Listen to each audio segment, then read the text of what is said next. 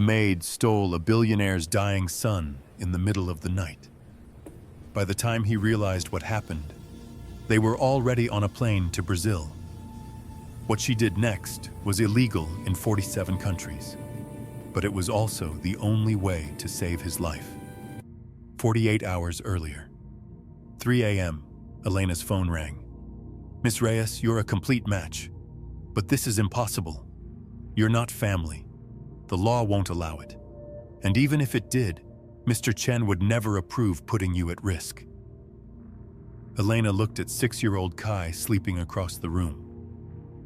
8 days. That's all he had left.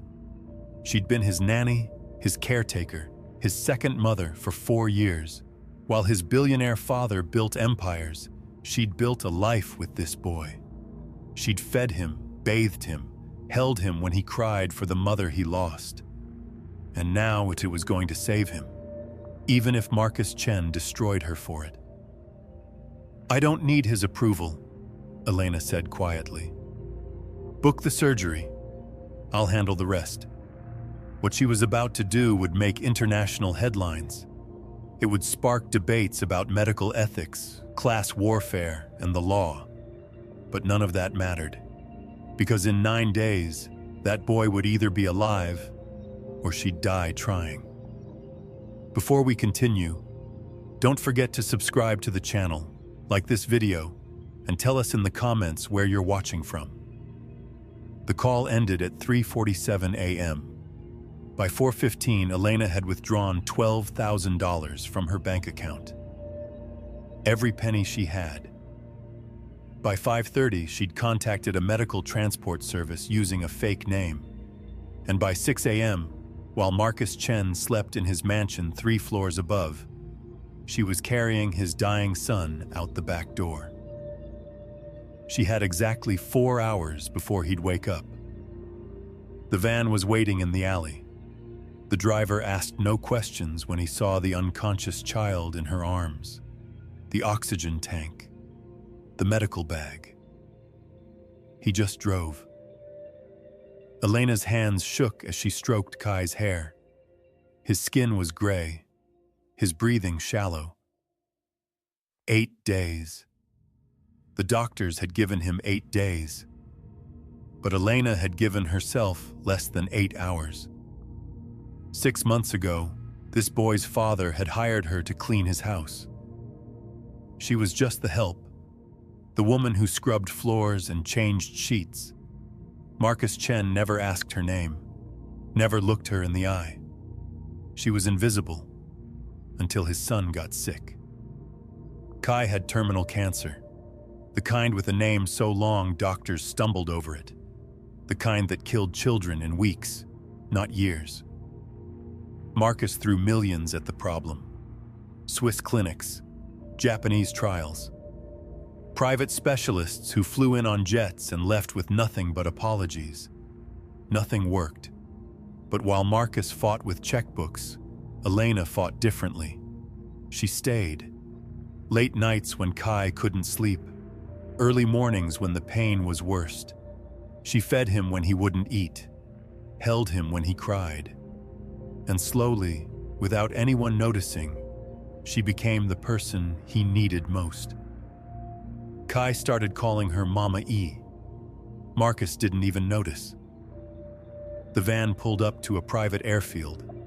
6:47 a.m. Still safe. Elena carried Kai toward a small jet. The pilot was waiting. He looked at her forged documents, his eyes narrowing. "Flight plan says medical emergency transport. Where's the Guardian signature?" Elena's throat went dry.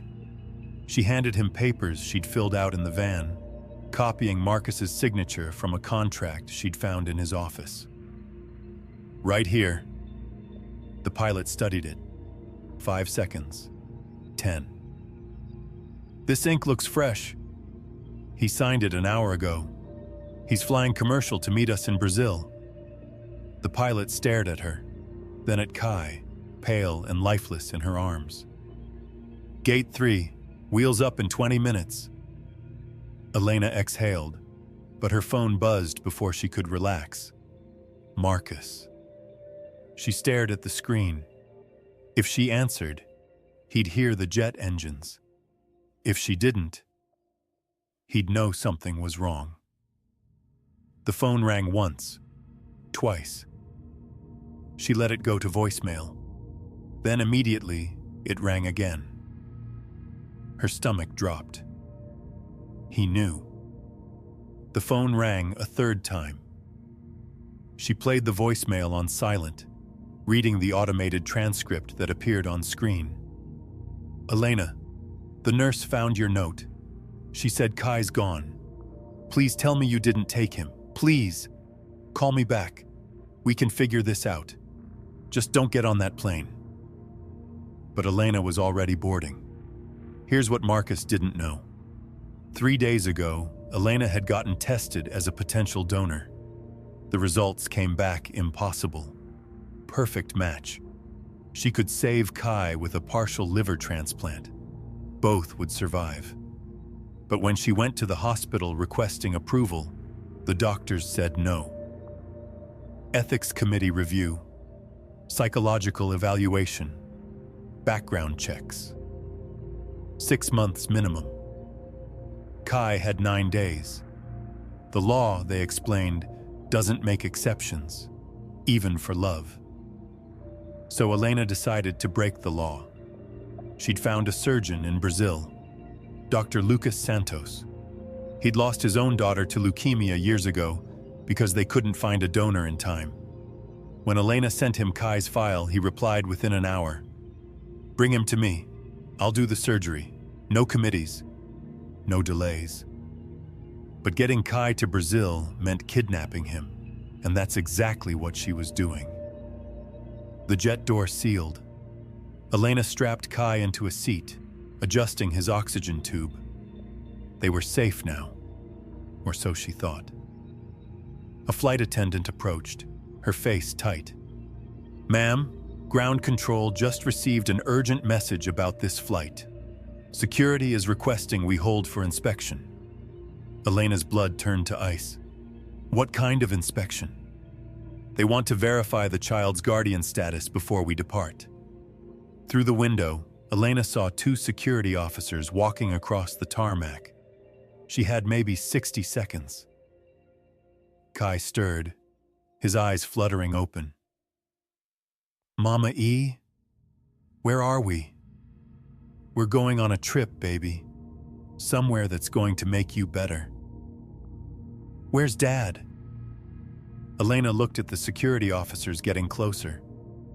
He's coming, sweetheart. He's just a little behind us. The flight attendant was watching her, waiting. Elena met her eyes. That boy is dying. He has 8 days left. If we don't leave right now, he won't make it. Please. The attendant looked at Kai, at his pale skin, his oxygen tube, his tiny frame drowning in a superhero blanket. Then she grabbed the intercom. Captain, medical emergency passenger requires immediate departure. Recommend we taxi. 20 seconds later, the jet was moving. The security officers broke into a run, but they were too late. The plane lifted off, and Elena watched them shrink into dots on the ground below. Her phone buzzed one last time before she had to switch to airplane mode. An email from Marcus. Subject: I know what you're doing. She opened it with shaking hands. Elena, I'm not stupid. I figured it out. You took him to save him. I know about the match. I know about Brazil. I'm furious. I'm terrified.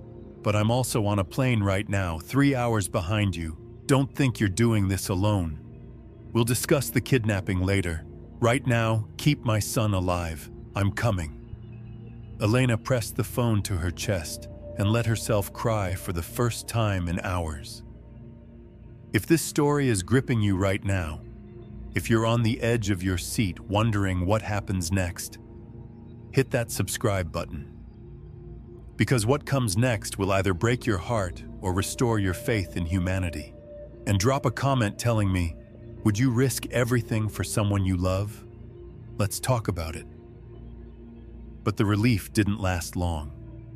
2 hours into the flight, Kai's breathing changed. It became ragged, labored. His oxygen levels dropped. The flight attendant, the same one who'd saved them, rushed over with the medical kit. His liver is failing faster, Elena said, checking his vitals. She'd spent months learning everything she could about his condition. We need to get there soon. We're still 10 hours out. Elena looked at Kai's gray lips, his shallow chest movements. He might not have 10 hours. But before that morning, before the escape, there was one moment that had changed everything. 3 days earlier, Kai had asked his father for a birthday party. Early. Just in case, he'd said. Marcus threw the party. Streamers, cake, balloons. For 3 hours, that hospital room felt like a real birthday. Kai wore a red cape Elena had sewn, reaching for bubbles, laughing with his friends. And then, after everyone left, Kai had looked at Elena and asked, Mama E, am I going to die? The room froze. Elena squeezed his small hand. I'm right here with you. Every single step, I promise. That night, she'd made her decision. She got tested, found the match, got denied by the hospital, and decided that if the law wouldn't save him, she would. Now, 30,000 feet over the Atlantic, that decision was either going to save his life or end hers. The plane touched down in Sao Paulo 14 hours later. Elena carried Kai through customs, her forged documents somehow passing inspection. A driver was waiting, sent by Dr. Santos.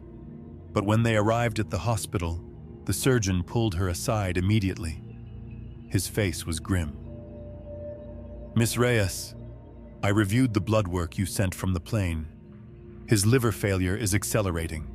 We can't wait until tomorrow. We need to operate tonight.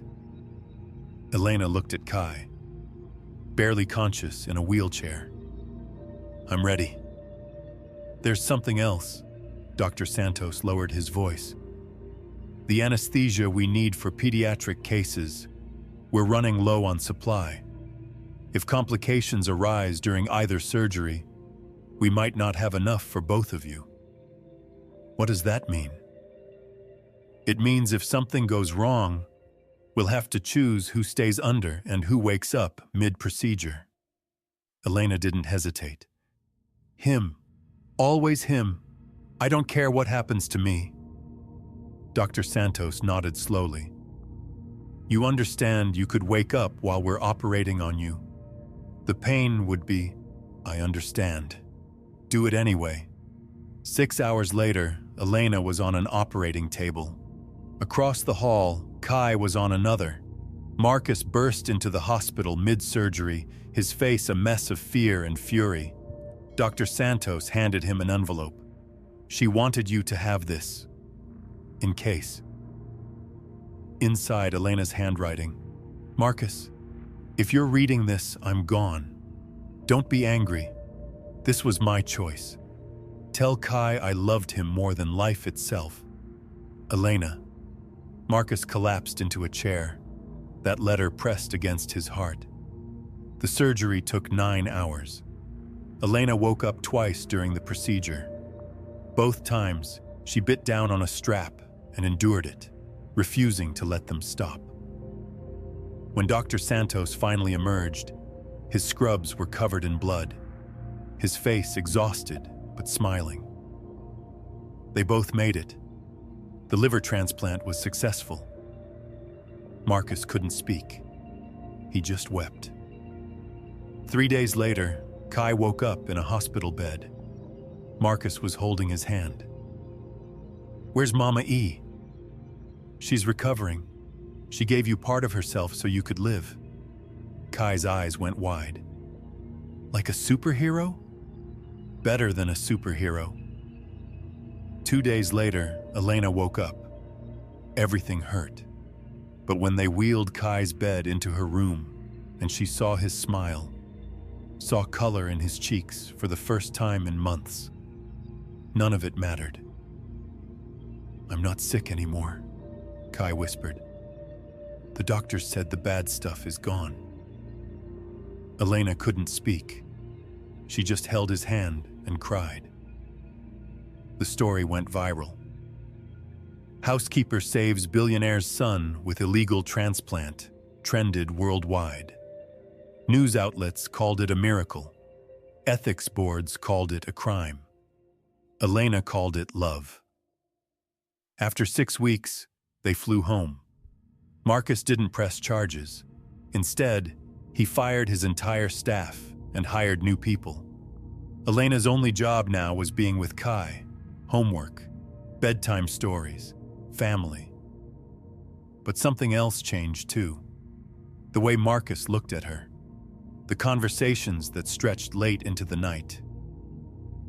Respect turning into something neither of them expected. One evening, he found her watching the sunset. "You didn't just save Kai. You saved me too. You showed me what real love looks like." She took his hand. "I just did what was necessary." "No, what you did was extraordinary." 2 years later, Marcus proposed in that same garden. Simple, intimate, just the two of them. "I love you, not because of what you did, because of who you are." Elena said yes. Today, Kai is 10 years old. Healthy, loud, fearless. He tells everyone he has 2 superheroes at home.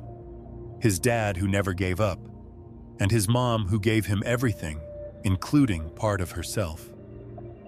Elena still keeps the note she wrote before surgery, framed on her office wall.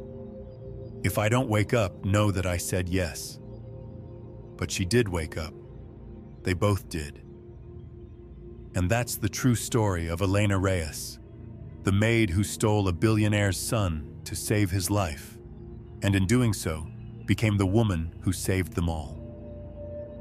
She proved that family isn't about blood. It's about choice.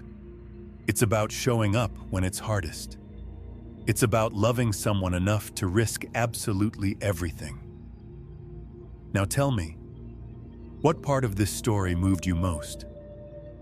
Drop your thoughts in the comments. And if you believe in the power of sacrifice and love, share this with someone who needs to hear it.